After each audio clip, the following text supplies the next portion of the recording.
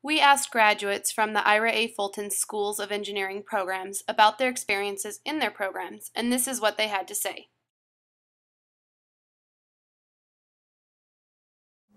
Taking your pre-engineering classes is so crucial because it really does lay the foundation for what's to come. And as you get into your more advanced classes, you realize how important those were and how important it is to retain all that information. Calculus will help you just in getting through things like physics and some of chemistry and some of the rest of the classes. So math was one of my favorites.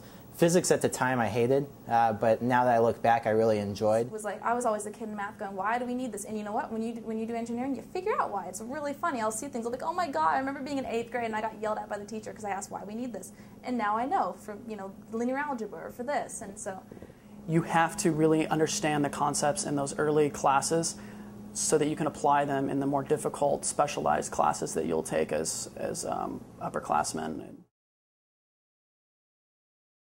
Pay attention to what your school has to offer you and what the Career Center has to offer you, and try to go to those workshops early so that you're the best candidate from the very start.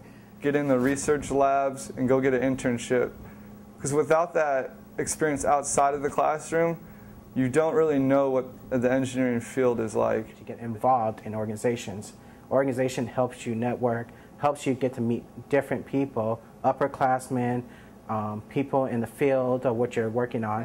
I would say the best 2 pieces of advice I can give you is get involved in some sort of extracurricular activity and always work in groups. You do everything in the engineering real world in a group. You don't work on anything alone. Spent a lot of time in Noble, working as a team, working in groups. Getting a strong knowledge of what it is that the teachers want to teach you is a lot more important than actually making the grade and just passing. just do homework when it's assigned and try to keep on top of things as much as possible. It sounds corny, but it'll make your life so much easier. I ended up on a 5.5-year program because I didn't strategize my 4-year pathway in advance. When you start as a freshman, you really need to look at the full set of 4 years. I would say the professional organizations that I got involved with were great. They really helped me get out of my shell. They helped me be more assertive. They helped me learn how to network. Getting involved helped me meet people and talk to them. And now that I'm in their place, that I'm working and I get to talk to students, they just open up your mind. They tell you what's out there. They tell you what to expect when you get out of school. The thing that I think was most beneficial was being involved in my school. Being involved in student organizations, you learn leadership skills, time management skills. You also get a group of people who understand you and think like you do and have to go through the same classes that you do. So when things get really hard, it's kind of a support network.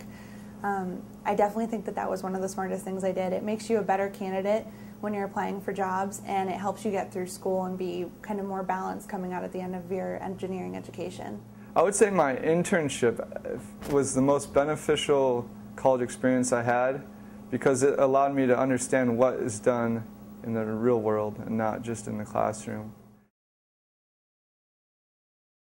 I wish I would have gotten involved in some of the engineering societies and the other engineering extracurricular activities. I would have gotten to a research with a professor in my first year or second year. Also meet your professors.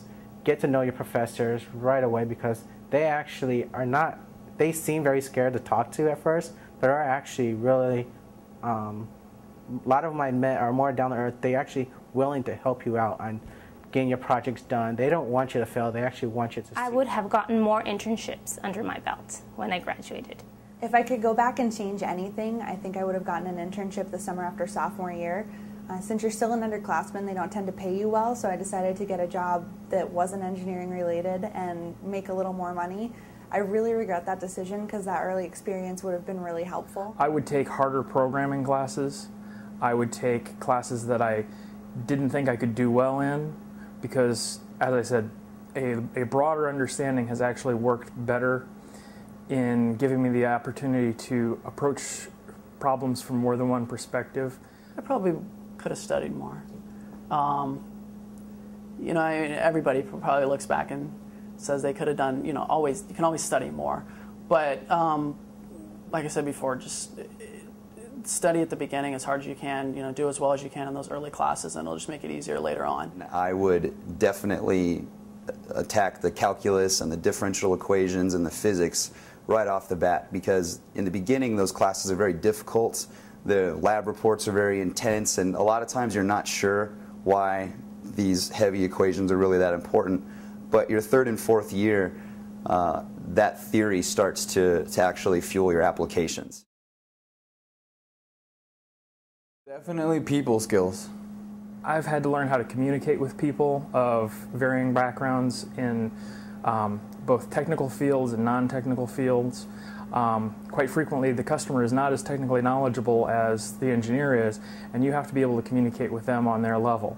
Most importantly, I've had to learn to communicate effectively. One of the biggest things that was taught in my engineering classes was working in teams. You start in your 100 class and they have you do team projects and you build from there. I can't think of any core class that I didn't have at least some kind of group work in.